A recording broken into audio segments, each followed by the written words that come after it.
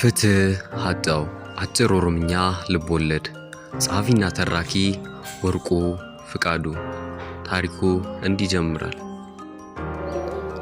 አሶሰማ ገባባ ሀቀደቤ በር ኢሳ ጃራ tokkoo fi walakkaa dura obbo Caalaa Daggaga kan jedhaman naannoo Oromiyaa Finfinnee bakka Birbirsa Gooroo jedhamu tokko jiraataa turan. Achumatti dhalatanii guddatan. Duubni isaanis hanga akaakilii abaabilee isaanitti iddoodhuma kana turan.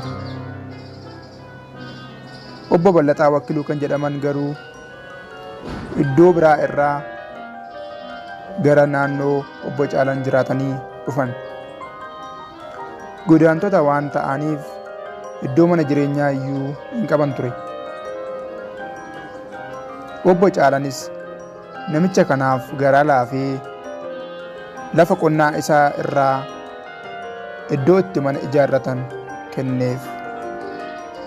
Obbo Ballataanis gammadanii iddicha fudhatanii mana irratti ijaarratan.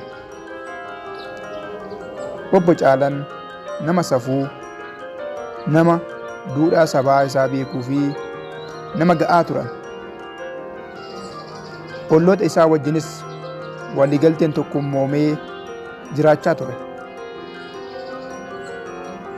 Maqaan namoota naannoo isaa beekamaan Tufaa Ejersaa, Suraaloomee fi Guddataa Tulluu fa'i turan. Obbo Caalaan haalli galii dinagdee isaanii qonna irratti kan hundaa'edha. Darbee darbees abbaa farda booraa jedhamuudhaan naannoo jiraatan keessatti beekamu. Iddoon jireenya isaanis jireenyaaf baay'ee kan namatti tolu ture. Maatiin obbo Caalaas iddoo kana keessa jiraachuu isaaniif baay'ee gammadanii waliigaltee fi haala nama hawwatuun jiraachaa turan. Egaa akkuma beekamu gammachuu fi waliigalteen jiraachuu namaa kan jaallatu akkuma jiru kan jibbus hin dhabamu. Obbo Ballataan bakka biraa irraa waan dhufaniif haalli waliin jireenya maatii obbo Caalaa fi olloota isaa haaraa itti ta'e.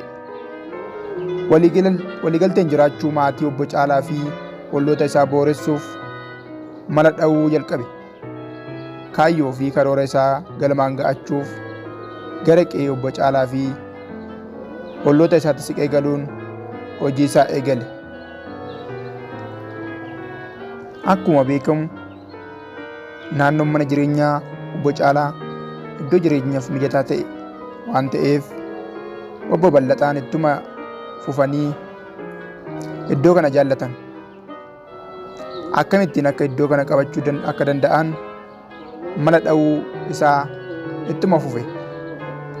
Warri obbo Caalaas warra qe'ee cimaa qaban, warra safuu fi duudhaan bulan waan ta'eef keessa obbo Ballataatti xiqqoo sodaan itti dhaga'amee ture. Boodarra namoota biraa haasofsiisuun iddoo tokkotu jira, iddoo jireenyaaf mijataa fi qabeenya uumamaan badhaatu akkasumas baay'ee nama hawwattu jechuun hiriyoota isaatiin mari'ate. Obbo Ballataan yeroon isaas kana dhaga'anii mee kottu nutti agarsiisi kaa dhagnee haa ilaallu jedhaniin. Innis tole na duukaa kottaa deemnee haa ilaallu jedheen. Kana booda deemsa isaanii jalqaban. በአማርኛ ታሪኩ እንዲህ ይተረካል።